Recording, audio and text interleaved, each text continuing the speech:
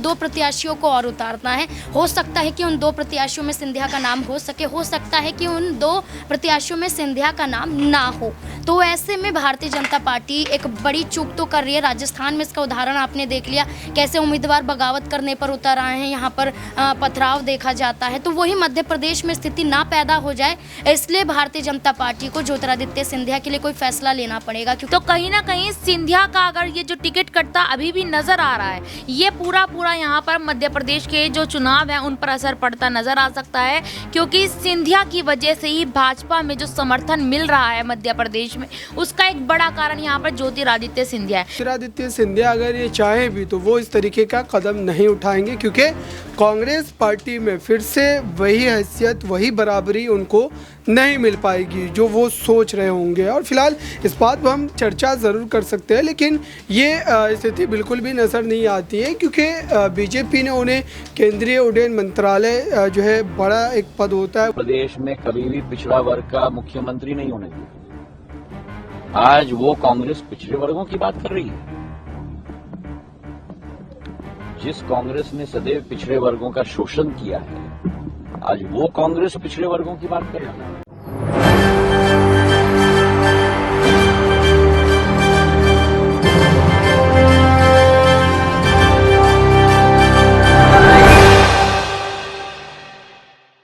नमस्कार, मैं दौलत शर्मा और आप देखना शुरू कर चुके हैं SPN 9 न्यूज़। 2024 के लोकसभा चुनाव को मद्देनजर रखते हुए यहां पर बीजेपी के खिलाफ इंडिया अलायंस बनाया गया था, जिसमें 26 घटक दल शामिल हैं। लेकिन अब विधानसभा चुनाव 5 राज्यों में है और उससे पहले ही इन घटक दलों के बीच दूरी दिखाई दे रही है। इन घटक दलों के बीच जुबानी जंग दिखाई दे रही है। यहाँ पर कांग्रेस और सपा के बीच हम जुबानी जंग देख रहे हैं, जहां पर ये पूरा किस्सा यूपी से शुरू हुआ था, जहां पर सबसे पहले देखा जाए तो अखिलेश ने यहाँ पर जो कांग्रेस के यूपी के अध्यक्ष हैं उनके लिए कुछ शब्द यहाँ पर कहे थे और उसके बाद ये पूरा विवाद शुरू हुआ। और ये विवाद की जड़ देखी जाए तो यहाँ पर MP में साथ मिलकर चुनाव लड़ना था, लेकिन कांग्रेस वहाँ नहीं मानी। और दूसरी तरफ कमलनाथ कहते हैं कि हमने बहुत कोशिश करी कि सपा को उन सीटों पर मना लें जिन सीटों पर हम चाहते हैं, लेकिन यहाँ पर कांग्रेस की एक नहीं चली। तो देखा जाए तो 2024 का लक्ष्य जब ये साथ रहे थे तो कहीं ना कहीं जो बातें थी बीच में कुछ गायब थी। यहाँ पर समन्वय आपस में ये घटक दल नहीं बना पाए, जिस वजह से विधानसभा चुनावों में ही आपस में कहीं ना कहीं जो है जुबानी जंग छिड़ी हुई है और इंडिया अलायंस को आगे तक ले जाने में दिक्कत है। और लगातार ये कयास लगाए जा रहे हैं कि 2024 से पहले ही इंडिया अलायंस जो है ध्वस्त हो जाएगा। और यहाँ पर इंडिया अलायंस जो 2024 के लिए बनाया गया था उसका लक्ष्य पूरी तरीके से यहाँ पर विफल होता हुआ नजर आएगा।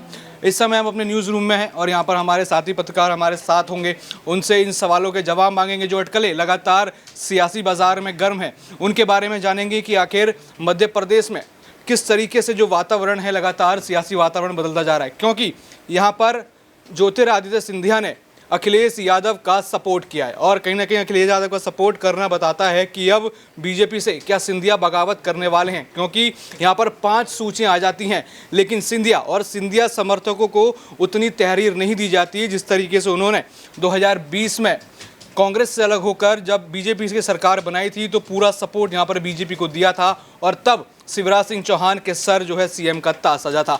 और अब फिर दोबारा देखा जा रहा है 2023 के चुनाव से पहले अब लगातार बगावती सुर यहाँ पर सिंधिया दिखा रहे हैं और हो सकता है कि वापस कांग्रेस में जाएं और क्या पता नया ऑफर जो है सपा से आ जाए, क्योंकि अखिलेश यादव को पूरा समर्थन यहाँ करते हुए नजर आ रहे हैं।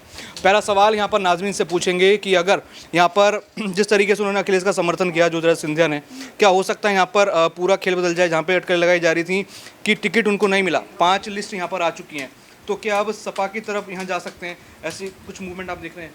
देखिए, सबसे पहली बात तो ये यहाँ पर ये देखी जाए कि मध्य प्रदेश में बेशक भारतीय जनता पार्टी ने 5 लिस्ट जारी कर दी हो, लेकिन लिस्ट के बाद यहाँ पर एक लोकसभा के चुनाव को लेकर भी ज्योतिरादित्य सिंधिया को एक बड़ी दावेदारी देने के लिए भारतीय जनता पार्टी प्लान बना रही है। क्योंकि जब ग्वालियर जाते हैं देश के प्रधानमंत्री, वहाँ पर कई बड़ी बातें कहते हुए नजर आते हैं।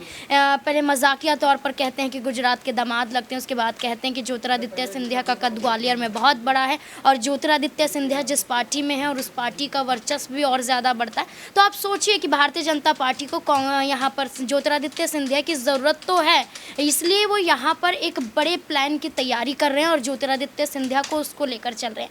लेकिन जिस तरीके से समाजवादी पार्टी और कांग्रेस पार्टी में एक मनमुटाव देखने को मिल रहा है, अखिलेश यादव कांग्रेस पर सीट को लेकर कई बड़े आरोप लगाते हैं, अपने प्रत्याशियों को लेकर ये कहते हैं कि देर रात तक इंतज़ार किया जाता है, उसके बावजूद कांग्रेस उनको धोखा देती है, वादा खिलाफी करती है, ऐसे आरोप लगाते हुए नजर आए।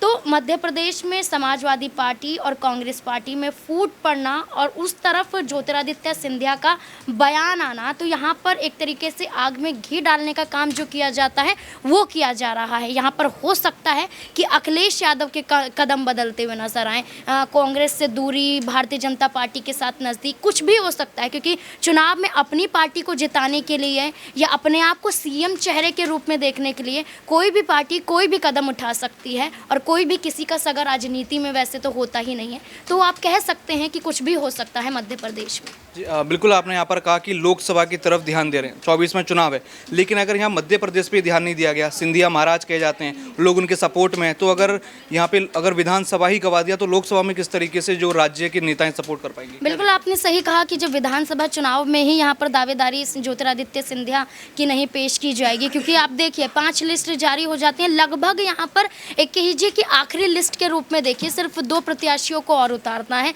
हो सकता है कि उन 2 प्रत्याशियों में सिंधिया का नाम हो सके, हो सकता है कि उन 2 प्रत्याशियों में सिंधिया का नाम ना हो।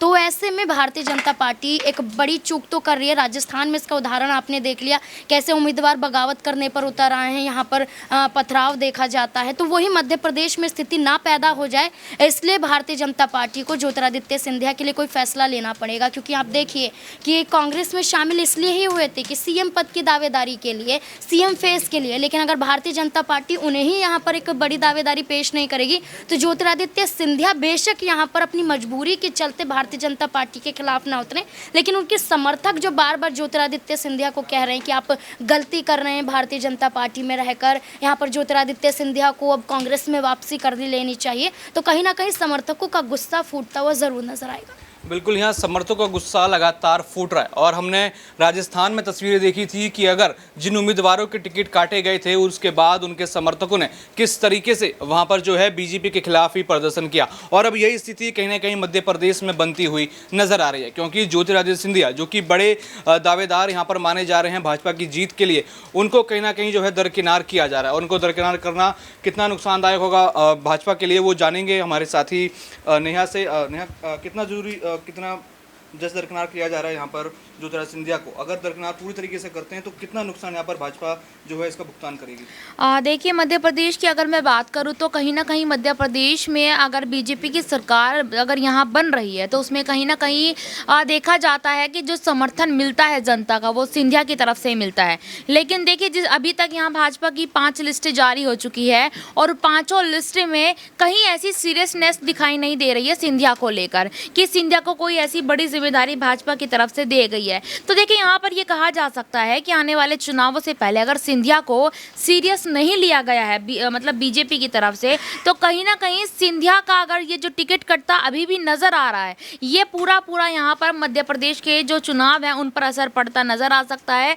क्योंकि सिंधिया की वजह से ही भाजपा में जो समर्थन मिल रहा है मध्य प्रदेश में, उसका एक बड़ा कारण यहाँ पर ज्योतिरादित्य सिंधिया है। देखिए इस वक्त मध्य प्रदेश में जो जनता है वो यही सोच रही है कि अभी तक जो राजघराना है वहाँ से किसी को टिकट क्यों नहीं दिया गया। क्योंकि आपने देखा भी होगा कि जो यहाँ पर ज्योतिरादित्य सिंधिया की जो बुआ है उन्होंने भी चुनाव लड़ने से मना कर दिया है, सिंधिया को टिकट नहीं दिया गया। तो आखिरकार ये मसला क्या चल रहा है, ये भी जनता सोचने पे यहाँ पर मजबूर है। और यहाँ पर ये तो साफ ही है, देखिए अगर सिंधिया को कोई ऐसी जिम्मेदारी या टिकट नहीं दी जाती है तो शायद इस बार के चुनाव में भाजपा एमपी से हाथ धो सकती है। जी हाँ, बिल्कुल, लगातार यहाँ पर देखा जा सकता है कि भाजपा मध्य प्रदेश से हाथ यहाँ पर धो सकती है। क्योंकि लगातार देखा जा रहा है 2018 में जनता ने बता दिया था कि वो यहाँ पर कांग्रेस को लाना चाहती है और जो उनके सीएम होंगे वो कमलनाथ होंगे। लेकिन फिर दोबारा 2023 अब आ चुका है और यहाँ पर लगातार दावेदारी बीजेपी ठोक रही है कि यहाँ पर वापस से जो है सरकार होगी बीजेपी की होगी। लेकिन सीएम चेहरा यहाँ पर अभी तक ऐलान नहीं किया गया और कहा जा रहा था कि यहाँ पर इस बार शिवराज सिंह चौहान को हटाकर सिंधिया को बड़ा मौका दिया जाएगा, लेकिन सिंधिया को मौका नहीं मिलता। और अब हम यहाँ देखते हैं कि अखिलेश और राहुल गांधी के विवाद के बीच सिंधिया यहाँ पर समाजवादी पार्टी को सपोर्ट करते हैं। और यहाँ जानेंगे अबरार से कि अगर यहाँ पर सिंधिया अगर समर्थक बन जाते हैं सपा के, या फिर सपा के लिए यहाँ पर कुछ कहते नजर आते हैं, तो कितनी राजनीति हालात जो है मध्य प्रदेश में बदलेंगे? देखिए, बिल्कुल ये स्थिति मध्य प्रदेश में नहीं है। ज्योतिरादित्य सिंधिया को जो बड़ा पद, बड़ी जिम्मेदारी भाजपा ने दिया है, जाहिर सी बात है कि वो कांग्रेस पार्टी नहीं दे सकती है। और फिलहाल ज्योतिरादित्य सिंधिया अगर ये चाहे भी तो वो इस तरीके का कदम नहीं उठाएंगे, क्योंकि कांग्रेस पार्टी में फिर से वही हैसियत, वही बराबरी उनको नहीं मिल पाएगी जो वो सोच रहे होंगे। और फिलहाल इस बात पर हम चर्चा ज़रूर कर सकते हैं, लेकिन ये स्थिति बिल्कुल भी नज़र नहीं आती है, क्योंकि बीजेपी ने उन्हें केंद्रीय उड्डयन मंत्रालय जो है बड़ा एक पद होता है वो सौंपा है। तो जाहिर सी बात है कि वो किसी भी तरीके से भाजपा के खिलाफ जाने के बारे में नहीं सोचेंगे। तो फिलहाल ऐसी स्थिति बिल्कुल भी दूर दूर तक नज़र नहीं आती है। जी हाँ, बिल्कुल ऐसी स्थिति यहाँ पर दूर दूर तक नज़र नहीं आती है। लेकिन सिंधिया का समर्थन यहाँ पर सपा को देना कहीं ना कहीं सारे अंदेशे यहाँ पर जताता हुआ नजर आ रहा है। बाकी और भी ऐसी खबरें जानने के लिए देखते रहिए SPN9 न्यूज़। धन्यवाद।